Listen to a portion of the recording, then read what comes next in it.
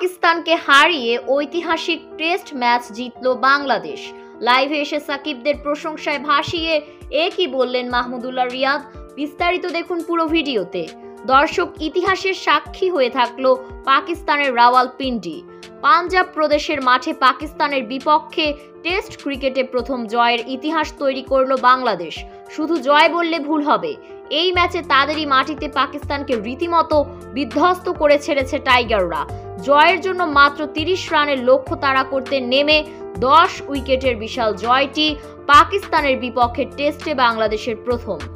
এর আগে 2001 সাল থেকে পাকিস্তানের সঙ্গে 13টি টেস্ট ম্যাচ খেললেও জয় পায়নি বাংলাদেশ।